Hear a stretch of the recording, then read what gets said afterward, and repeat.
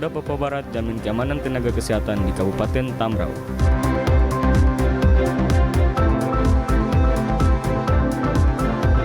"100% selesai verifikasi, lebih dari 50% bacalek DPR Papua Barat ditemukan belum memenuhi syarat."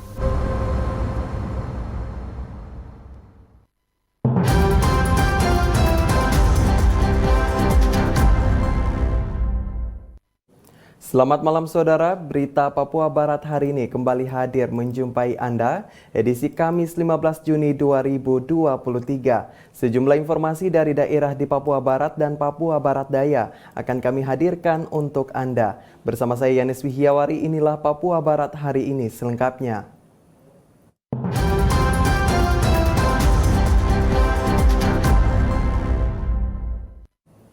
Saudara, Kapolda Papua Barat Irjen Pol Daniel Tahimonang Silitonga menjamin keamanan para tenaga kesehatan yang berada di Kabupaten Tambrau.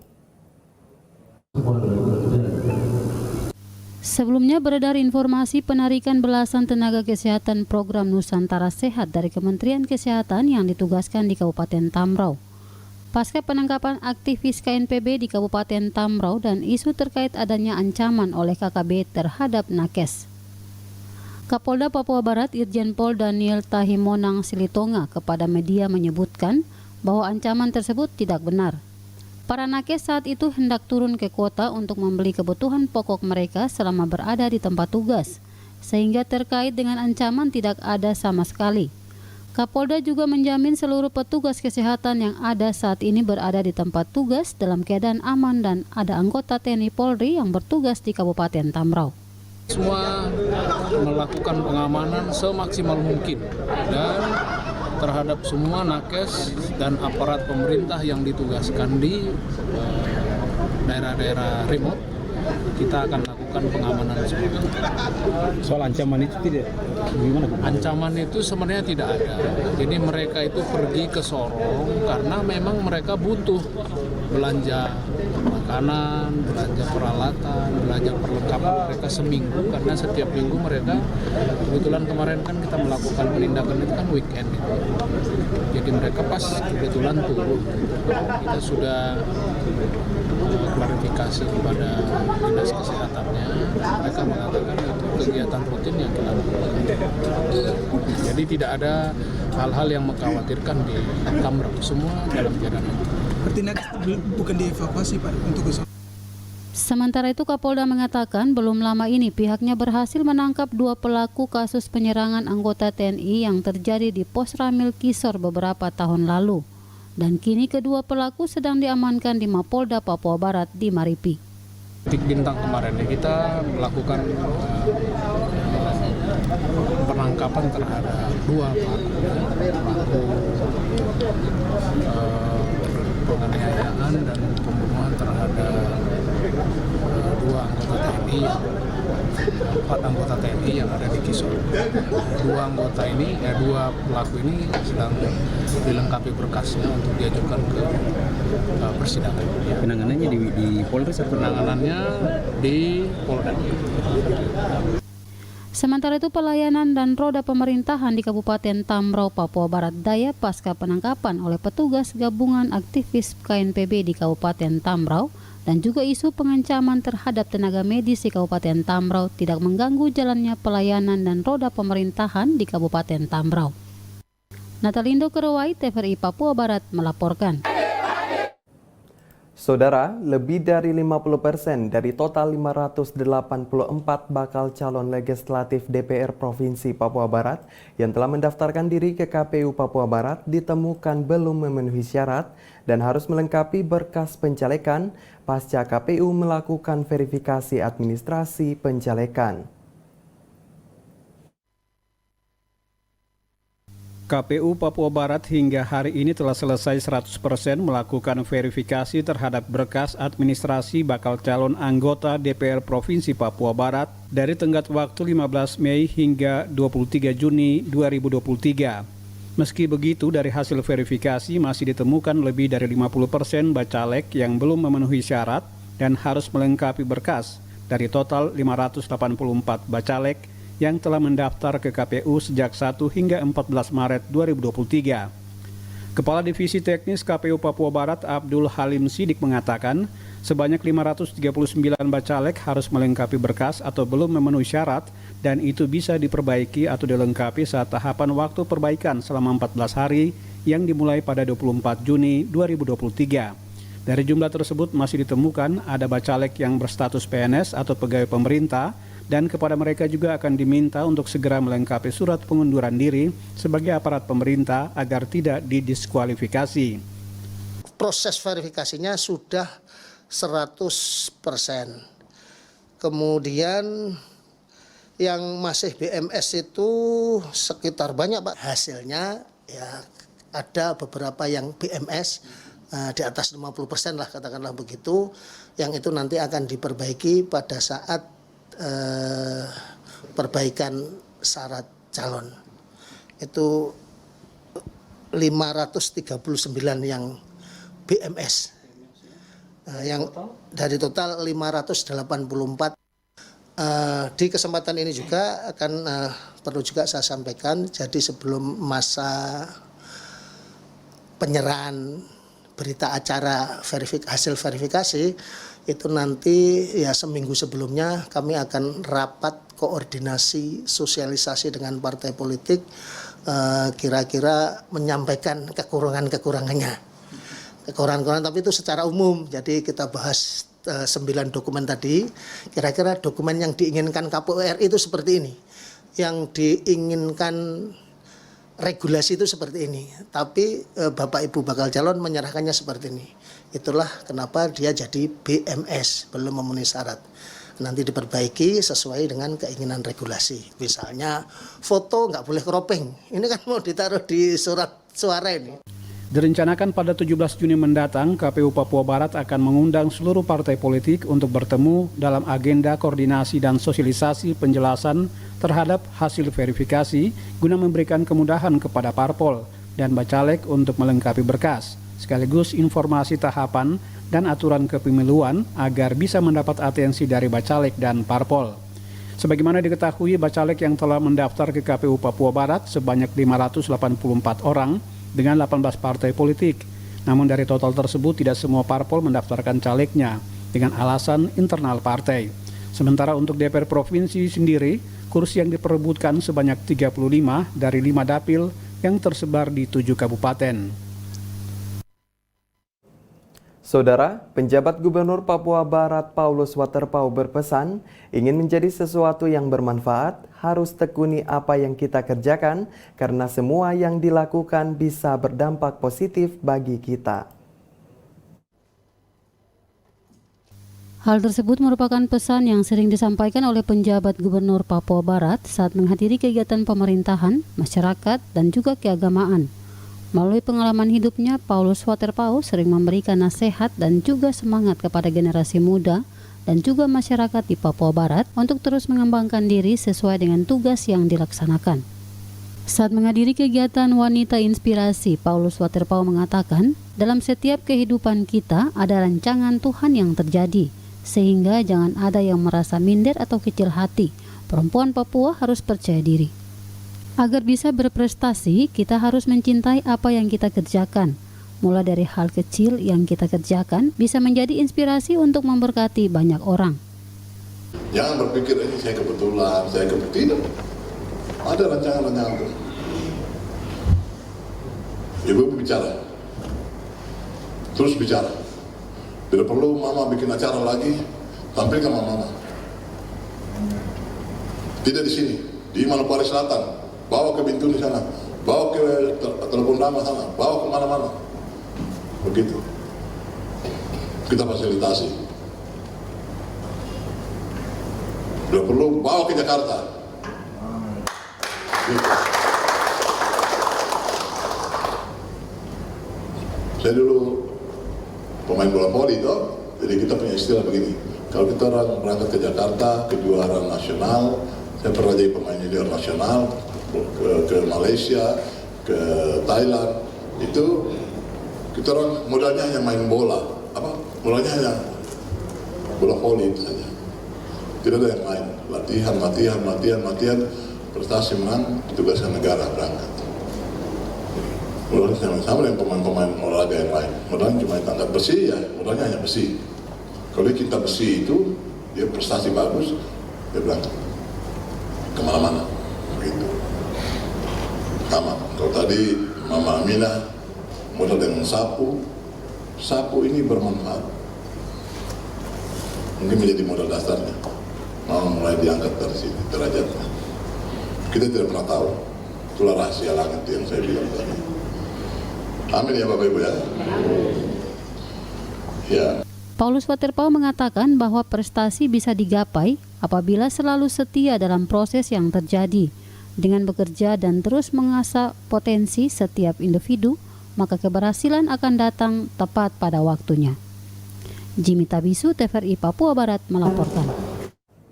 Kita beralih ke informasi lain, Saudara. Dengan memperhitungkan Manokwari sebagai ibu kota Provinsi Papua Barat dan Kabupaten Induk yang memekarkan kabupaten penghasil, maka Bupati Manokwari telah menyampaikan permohonan kepada Dirjen Perbendaharaan Papua Barat agar indikator DBH Otsus bagi Kabupaten Manokwari dapat menambahkan 2 indikator tersebut. Pembagian dana bagi hasil atau DBH Otsus bagi provinsi di tanah Papua telah diatur dalam Undang-Undang Nomor 2 Tahun 2021, yang mana diperuntukkan secara proporsional berdasarkan pada beberapa indikator, yakni indeks penduduk orang asli Papua, jumlah penduduk, indeks luas wilayah, kemahalan konstruksi, indeks pembangunan manusia, dan indeks kinerja pengelolaan dana Otsus. Kabupaten Manokwari sebagai ibu kota Provinsi Papua Barat dan juga sebagai Kabupaten Induk yang telah memekarkan kabupaten penghasil yakni Teluk Bintuni, maka belum lama ini Bupati telah mengajukan permohonan kepada Dirjen Perbendaharaan Papua Barat agar dana bagi hasil bagi Kabupaten Manokwari dapat memperhitungkan 2 indikator tersebut.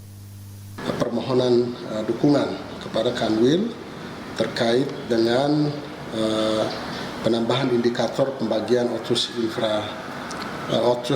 pembagian DBH Otsus ya Papua Barat, di mana kita juga meminta untuk pembagian DBH Otsus untuk Kabupaten Manokwari agar memperhitungkan 2 indikator lagi, yaitu Kabupaten Manokwari sebagai Kabupaten Induk yang memekarkan daerah penghasil, yaitu Kabupaten Teluk Bintuni.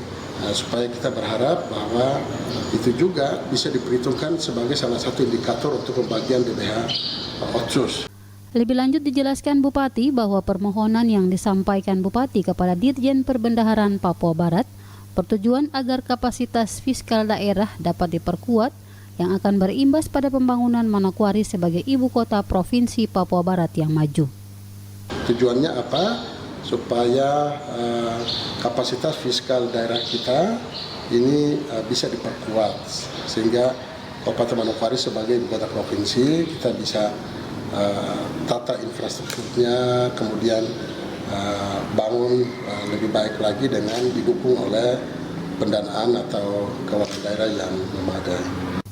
Arina Irianan, TVRI Papua Barat melaporkan. Ex-kantor KPPN Manokwari yang berlokasi di Jalan Yosudarso, tepatnya di samping Manokwari City Mall, akan dihibahkan kepada pemerintah Kabupaten Manokwari yang kemudian difungsikan sebagai kawasan perekonomian masyarakat. Belum lama ini Bupati Manokwari Hermus Indo melakukan pertemuan bersama Dirjen Perbendaharaan Papua Barat (DJPB) guna membahas beberapa hal yang berkaitan dengan pembangunan daerah. Bupati Manokwari pada Senin lalu usai melakukan pertemuan tersebut kepada awak media di Manokwari menyampaikan bahwa dalam pertemuan itu telah disepakati bahwa DJPB akan menghibahkan lahan ex-kantor KPPN Manokwari yang berada di Jalan Yosudarso, tepatnya di samping Hadi Mall, akan difungsikan sebagai area penataan kawasan perekonomian masyarakat. Dan sebaliknya Pemda juga akan menghibahkan lahan guna pembangunan mes tempat tinggal pegawai DJPB. Tentu membicarakan beberapa hal. Yang pertama adalah hibah lahan milik kantor perbendaharaan negara yang berada di samping Hadi Mall ya, samping Hadi Mall, di mana permintaan dari Kakanwil untuk dibangun rusun di situ. Tetapi mereka berkoordinasi terkait dengan penataan fungsi ruang di Manokwari sehingga kami belum memberikan izin untuk membangun rusun di situ, sehingga kita menempuh solusi untuk Pemda Manokwari akan menghibahkan tanah di luar dari lahan tersebut kepada Kanwil Perbendaharaan Negara untuk pembangunan rusunnya, sehingga nanti kantor lahan yang berlokasi di Hadimall itu akan dihibahkan ke Pemda Manokwari untuk sebagai bagian dari penataan kawasan ekonomi di Kabupaten Manokwari. Selain itu, pemerintah daerah juga akan mencari solusi agar lahan milik Dirjen Perbendaharaan Papua Barat yang saat ini masih dikuasai oleh masyarakat dapat dihibahkan juga kepada pemerintah Kabupaten Manokwari. Dan kemudian Pemda juga akan menghibahkan lahan kepada DJPB. Kemudian di samping itu juga ada beberapa aset milik Kantor Perbendaharaan Negara yang memang dikuasai oleh keluarga OAP yang ada di samping Bank Danamon. Nah, sehingga itu juga kita mencarikan solusi supaya aset itu kemudian bisa dihibahkan juga ke pemerintah daerah, dan pemerintah daerah pun akan menghibahkan. Jadi istilahnya tukar guling aset tersebut antar instansi antar pemerintah daerah dengan Kanwil Perbendaharaan Negara. Selain menghibahkan lahan milik Dirjen Perbendaharaan kepada Pemda dan sebaliknya Pemda menghibahkan lahan, Bupati juga menyampaikan bahwa pemerintah Kabupaten Manokwari juga membutuhkan dukungan dari Dirjen Perbendaharaan terkait dengan hibah aset Kementerian Kehutanan yang berlokasi di SMK Kehutanan Manokwari, yang kemudian ke depan dikembangkan sebagai salah satu kawasan ekonomi, dan sebaliknya Pemda juga akan menghibahkan lahan kepada Kementerian Kehutanan sebagai aset negara. Arina Irianan, TVRI Papua Barat melaporkan. Saudara, Badan Pusat Statistik BPS Provinsi Papua Barat masih menunggu instruksi BPS Pusat terkait pemisahan data antara BPS Papua Barat Daya dengan BPS Papua Barat. Berita resmi statistik. Melihat kondisi secara angka oleh Badan Pusat Statistik BPS Papua Barat baik secara survei, untuk saat ini belum ada instruksi BPS Pusat memisahkan data antara BPS Papua Barat dengan BPS Papua Barat Daya, seperti halnya menyangkut data inflasi maupun data pertumbuhan ekonomi. Johannes Lekatompesi mengatakan satu data masih digunakan bersama antara BPS Papua Barat dan BPS Papua Barat Daya. Ada hal-hal yang perlu dilihat dari segi data sebelum BPS Papua Barat Daya dibentuk, sehingga nantinya dibutuhkan data tersebut tidak lagi menjadi data ralat, akan tetapi data yang dikeluarkan benar-benar bisa digunakan. Kalau kita lihat bahwa saat ini kan sudah ada tambahan satu provinsi yaitu Papua Barat, tetapi kita melihat bahwa kondisi dari angka-angka yang selama ini kita baik itu sensus atau survei, untuk saat ini belum ada beberapa instruksi yang dilimpahkan kita untuk bisa kita pisahkan angka tersebut. Apalagi data-data strategis seperti inflasi, kemudian pertumbuhan ekonomi dan PDRB, itu masih ada kewenangan dari pusat, sehingga hal ini kita sudah sampaikan juga terkait dengan permintaan data dari Papua Barat Daya. Cuma jawaban pusat bahwa tidak semudah yang kita bayangkan, untuk secepat itu data bisa kita pisahkan untuk provinsi baru. Ada hal-hal yang perlu dilihat sehingga saat pemisahan itu kan tidak ada istilah yang data harus dirawat. Betul-betul apabila ada pemisahan berarti data itu sudah benar, sudah oke, sehingga tidak akan menimbulkan pertanyaan bagi pengguna data bahwa kok BPS kok sering data rawat. Jadi tetap akan terjadi hal seperti itu, cuma butuh waktu. Kita menunggu dari BPS Pusat kebijakan seperti apa, karena beberapa waktu lalu juga sudah ada surat dari Gubernur Provinsi Papua Barat Daya untuk bisa audiens ke pusat terkait dengan data-data yang akan dipisahkan menurut Provinsi Papua Barat dan Papua Barat Daya. Cuma sampai saat ini yang mungkin saya juga tidak tahu kesibukan apa sehingga belum ada pertemuan antara pemerintah Papua Barat dengan Dinas Pusat. Ya mungkin. Natalindo Keruai, TVRI Papua Barat melaporkan. Kemudian yang kedua. Informasi selanjutnya akan hadir setelah jeda berikut ini. Tetaplah bersama kami.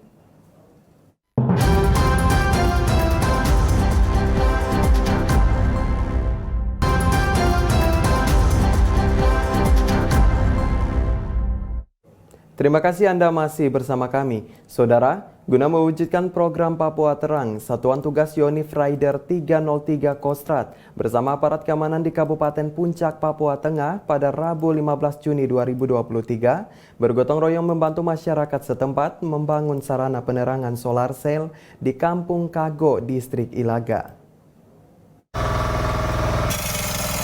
Untuk membantu kesulitan masyarakat Kabupaten Puncak dari sisi penerangan lampu, Satgas 303 Kostrad bersama aparat keamanan TNI Polri dan masyarakat setempat bergotong royong membangun sarana penerangan dengan memasang lampu solar cell. Puluhan unit lampu solar cell yang dipasang merupakan dukungan dari Letjen TNI Maruli Simanjuntak selaku Panglima Komandan Strategis Angkatan Darat yang memang diperuntukkan bagi masyarakat Kabupaten Puncak, Papua Tengah, sekaligus sebagai wujud dukungan program Papua Terang. Dan Satgas Yonif Rider 303, Letkol Infantri Slamet Faujan mengatakan, kehadiran TNI haruslah menjadi solusi untuk masyarakat Papua, terutama saat berada di tempat penugasan. Menurut Faujan, dukungan lampu solar cell ini merupakan bantuan dari Pangkostrat sehingga langsung didistribusikan kepada masyarakat Kabupaten Puncak. Puluhan unit solar cell ini dibangun di Kampung Kago, Distrik Ilaga, mengingat masih banyak warga masyarakat yang hingga kini masih belum sepenuhnya memiliki listrik dan penerangan di rumah maupun honai mereka. Masyarakat gembira atas kehadiran Satgas 303 Kostrad. Pendeta Teus sebagai tokoh masyarakat Kampung Kago bahkan mengucap terima kasih kepada TNI atas sarana penerangan lampu yang telah dihadirkan di kampung mereka. Diakui dulu warga tidak memiliki lampu, namun sekarang honai bahkan di gereja mereka telah terang. Terima kasih Bapak Panglima. Kami warga di tempat ini merasakan takut, ragu, tetapi karena ada lampu, maka kami ucapkan banyak terima kasih kepada Panglima. Supaya ke depan terus menambah, kami ucapkan terima kasih agar kami boleh tenang, kami boleh aman, supaya kami tidak takut-takut lagi. Untuk itu kami warga di sini mengucapkan terima kasih banyak-banyaknya kepada Panglima. Terima kasih.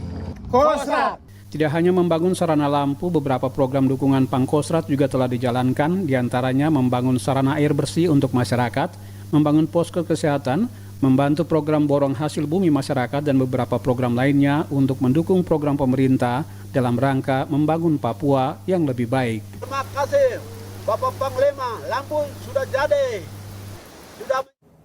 Pasca penangkapan 19 aktivis Komite Nasional Papua Barat KNPB di Distrik Bamus Bama, Kabupaten Tambrau, Papua Barat Daya, penjabat Bupati Tambrau akan memperketat penggunaan dana desa guna mencegah aliran dana untuk mendukung separatis. Pasca penangkapan 19 aktivis Komite Nasional Papua Barat atau KNPB oleh aparat gabungan TNI Polri, pasca pelantikan Badan Pengurus KNPB Sektor Tambrau di Distrik Bamus Bama pada Jumat 9 Juni 2023 lalu, Forkopimda Kabupaten Tambrau kunjungi Distrik Bamus Bama sekaligus bertemu dengan masyarakat setempat. Penjabat Bupati Tambrau Engelbertus Kocu mengatakan, pertemuan ini untuk menjalin silaturahmi lebih dekat dengan masyarakat karena peristiwa adanya penangkapan belasan orang yang terlibat dalam kelompok KNPB baru pertama kalinya terjadi di Kabupaten Tambrau yang dikenal selama ini terbilang aman tanpa gangguan keamanan. Bupati menegaskan, pasca kejadian ini pihaknya akan memperketat penggunaan dana desa guna mencegah aliran dana tersebut untuk mendukung separatis. Penjabat Bupati menyebut penggunaan dana desa banyak digunakan tidak benar, meski sudah ditekankan oleh Presiden. Namun ada oknum kepala kampung yang salah gunakan untuk kepentingan di luar penggunaannya. Penjabat Bupati mempertanyakan gerakan separatis bisa bertahan hidup di hutan jika tidak ada dana desa, pasti ada orang yang mendukungnya. Untuk itu, Pemda Tambrau akan memperketat sebagian wilayah yang masuk dalam zona titik rawan yang akan diverifikasi ulang bantuan dana desa. Iya, karena kebanyakan itu dana desa ini kan dalam penggunaan ini kan banyak yang tidak benar. Ya bukan saja di sini, saya pikir di tempat lain juga tidak mata seluruh Papua ini. Ya, memang Bapak Presiden sudah memberikan kemudahan bahwa dana desa ini digunakan dengan baik, tapi banyak oknum-oknum kepala kampung yang kadang oknum, ya, saya tidak bicara semua kepala kampung. Oknum yang kadang menggunakan dana desa untuk kepentingan-kepentingan yang tidak bagus. Ya, seperti tadi juga saya kasih ketegasan. Ya, saya dana kampung ini digunakan macam-macam. Misalnya gerakan separatis semua ini kan bisa bertahan di hutan karena apa begitu? Pasti masih punya uang. Tuh. Kalau tidak dana desa berarti ada orang yang bermain, ada yang mendukung, sudah berjalan. Kalau tidak dia mau makan apa di hutan, apalagi di Tambrau. Nah itu yang kita khawatirkan. Makanya saya sampaikan itu. Dan juga kita hati-hati dengan proposal tadi saya sampaikan juga. Nanti itu daerah-daerah yang kita sudah titik rawan kita akan verifikasi. Saya sudah sampaikan ke Kesra tadi. Tidak ada lagi kita dispon. Pak Kadis juga gitu. Bantuan-bantuan yang masyarakat kita turun verifikasi, cek ini benar tidak bikin apa. Jangan sampai dia proposal misalnya kita bantu 25 juta 30, 10 ini pakai yang lain dia pakai yang lain. Sementara Kepala Distrik Bamus Bama Simon Yesyam mengaku kejadian ini di luar sepengetahuan dirinya pada saat ia sedang tidak berada di tempat. Kadistrik menduga ajakan kelompok KNPB itu kepada masyarakat di 6 kampung. Mereka sempat melakukan diskusi sebelum pelantikan itu dilakukan. Itu hanya kebetulan ada orang yang lewat sehingga mereka mempengaruhi masyarakat yang ada di 6 kampung ini. Dengan sebudahnya ya mungkin mereka ajak diskusi apa begitu, saya selaku Kepala Distrik sama sekali tidak tahu. Kalau saya tahu mungkin tidak mungkin terjadi. Saya selaku Kepala Distrik Bangusoma, saya mengharapkan dan sangat mengharapkan bahwa kondisi yang di Bangusoma ini sudah terbatas hari ini. Hal yang terjadi kemarin itu sudah selesai, tidak akan terulang, karena ini sudah Bangusoma sudah noda. Ya, saya sebagai kepala wilayah saya sudah sangat kecewa dengan kondisi yang seperti ini karena ini sudah dipublikasikan oleh media massa dan sebagainya, sudah sampai dan di sini sudah masuk di istilahnya zona merah. Kegiatan acara pelantikan KNPB di hari Jumat itu tidak benar. Itu hanya 1-2 oknum yang datang ke Bamus Bama dan inisiatif dan memprovokator pemuda masyarakat yang ada di Bamus Bama. Akhirnya mereka ikut terlibat. Kami di wilayah hukum adat suku Abun, Kabupaten Tambrau dan masyarakat suku Besar Abun, kami sama sekali tidak tahu.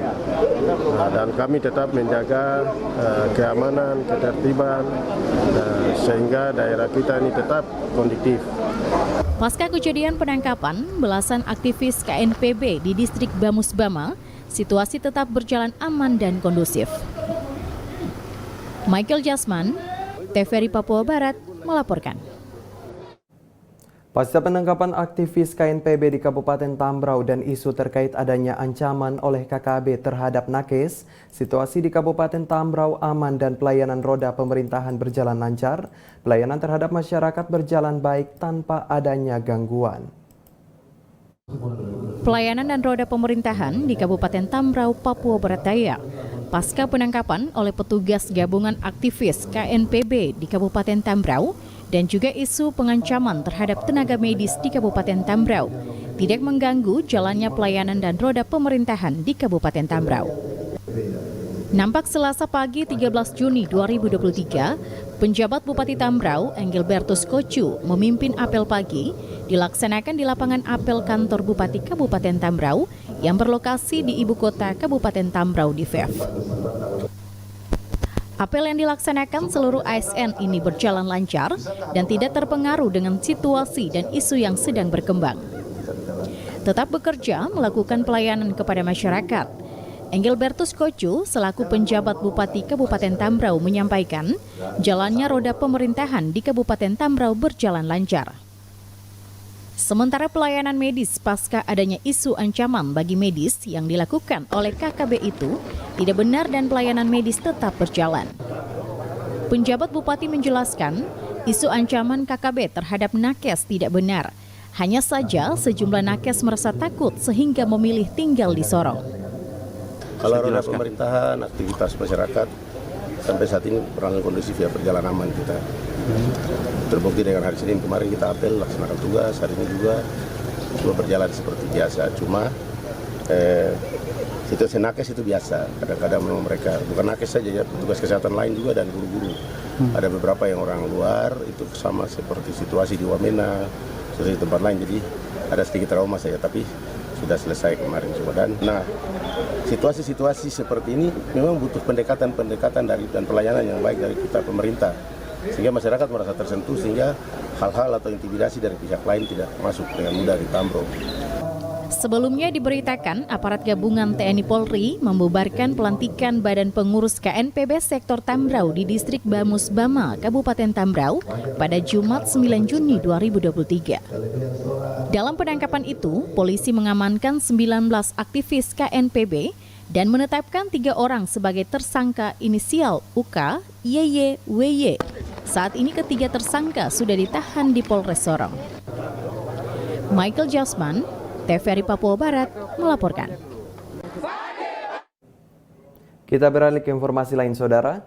Perda nomor 3 tahun 2018 tentang Manokwari Kota Injil akan direvisi kembali oleh pemerintah Kabupaten Manokwari. Namun sebelum melakukan revisi, Bupati akan membuka dialog bersama pihak terkait. Peraturan Daerah nomor 3 tahun 2018 tentang Manokwari Kota Injil serasa tak membuahkan hasil, yakni berdampak pada kehidupan masyarakat sesuai dengan isi perda tersebut. Perda yang mengatur tentang tatanan kehidupan sebagai kota yang damai, toleransi, dan saling menghormati belum berjalan secara efektif. Oleh karena itu, pemerintah Kabupaten Manokwari ingin merevisi kembali perda tersebut. Bupati Manokwari Hermus Indo kepada wartawan di Manokwari mengatakan bahwa sebelum melakukan revisi, Pemkab siap membuka dialog dengan pihak terkait. Ya, yang jelas kita pasti akan membuka dialog. Biasanya revisi itu dilakukan, urgensinya ada 3. Ya. Yang pertama karena perda itu belum efektif dalam mewujudkan tujuan bermasyarakat, berbangsa, dan bernegara. Kemudian yang kedua, diharapkan perda itu harus menghasilkan kehidupan yang harmonis antar umat beragama. Jadi kalau misalnya sebuah perda itu implikasinya negatif dan juga akan berdampak pada terjadinya konflik dan juga kekerasan sosial, itu tentu perda itu tidak efektif sehingga perlu kita revisi. Hal lain yang perlu diperhatikan yakni muatan perda harus jauh lebih kompetitif untuk mengakomodir seluruh kebutuhan masyarakat dan juga kebutuhan daerah. Menurut Bupati Hermus Indo, bahwa Perda Kota Injil yang tertuang dalam Perda nomor 3 tahun 2008 banyak aspek yang belum termuat dalam perda tersebut. Oleh karena itu, perlu adanya dialog bersama sehingga dapat merevisi Perda Kota Injil sehingga seluruh aspek dapat dituangkan di dalamnya. Khusus untuk Perda Kota Injil sendiri, kita melihat bahwa banyak substansi dan juga banyak aspek yang belum termuat di dalam perda itu, termasuk penamaan beberapa aset-aset pentingnya di Kabupaten Manokwari. Itu juga sama sekali belum. Kemudian juga perda itu belum mengatur juga Mansinam. Posisi Mansinam dalam Perda Kota Injil itu juga sampai hari ini belum diatur. Lalu kemudian terkait dengan pembinaan hari-hari besar keagamaan di Kabupaten Manokwari seperti apa, itu juga belum diatur. Dan banyak sekali aspek yang belum diatur dalam Perda Kota Injil itu. Jadi bukan Perda Kota Injil itu direvisi untuk kemudian mengalahkan satu pihak dan memenangkan pihak yang lain. Sama sekali tidak. Tapi saya tahu apa yang harus saya lakukan untuk membuat perda ini jauh lebih berkualitas dan bisa menjawab seluruh kebutuhan pembangunan di Kabupaten Manokwari. Lebih lanjut disampaikan Bupati bahwa makna dan substansi dari Perda Kota Injil harus benar-benar dipahami, sehingga tidak muncul opini yang mengartikan Perda Kota Injil hadir mendiskriminasikan umat beragama lain, namun harus identik dengan ajaran kasih. Arina Irianan, TVRI Papua Barat, melaporkan. Saudara, cabang olahraga tinju Papua Barat siap mengikuti 20 kelas yang dipertandingkan pada Prapon yang akan dilaksanakan di Makassar pada bulan Juli mendatang. Persatuan Tinju Amatir Indonesia Pertina Papua Barat mulai mempersiapkan atlet tinju yang diseleksi mewakili 7 kabupaten yang ada di Provinsi Papua Barat. Sebanyak 20 atlet yang terdiri dari putri 9 atlet dan putra 11 atlet. Saat ini pemusatan latihan telah dilakukan semua atlet. Saat ini berada di Kabupaten Manokwari, Papua Barat. Peki Yomaki, Kepala Pelatih Cabang Olahraga Tinju Papua Barat mengatakan, semua atlet sudah siap. Saat ini untuk penyesuaian fisik kembali kami genjot pada minggu pertama masuk penampungan dan saat ini dalam tahap pemantapan untuk siap bertanding. Untuk saat ini persiapan yang telah dilakukan sudah mencapai 80%. Pertina Papua Barat targetkan pada ajang Prapon nanti, kami bertekad dapat meloloskan sebanyak atlet untuk masuk ke PON nanti. Fisik kita agak genjot sedikit karena kekurangan kemarin kami baru start, ini agak genjot sedikit untuk penyesuaian. Sedangkan sekarang kami sudah masuk ke pemantapan untuk siap bertanding. Yuk berikan semua tadi berapa jumlahnya nih Bapak? Putri berapa? Semuanya jumlah 20 atlet. Putri 9 kelas dan putra 11 kelas. Prapon kami memang sangat ingin sekali untuk meloloskan sebanyak mungkin atlet lolos ke PON. Ya.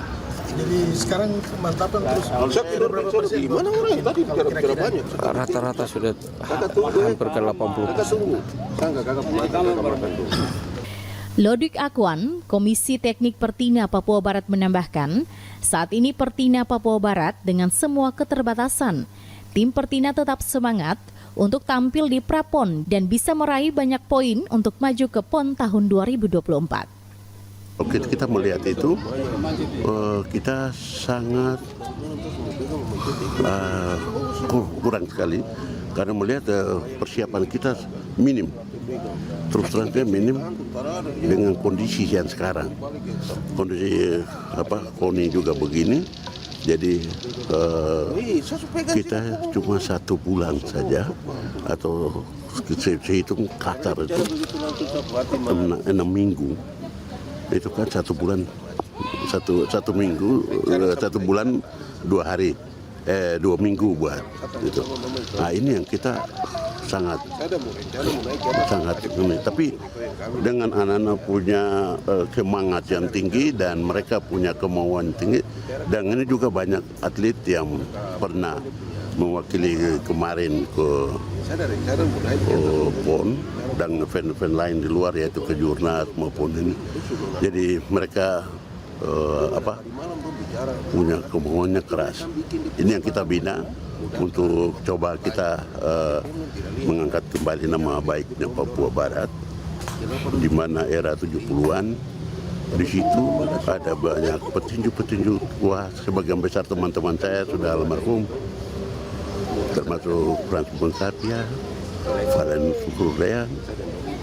Untuk kendala saat ini, perlengkapan latihan yang masih minim dan juga sarana pendukung lainnya, namun hal tersebut tidak menjadi penghalang untuk persiapan Pertina Papua Barat berlaga di Prapon Makassar pada tanggal 20 hingga 30 Juli 2023.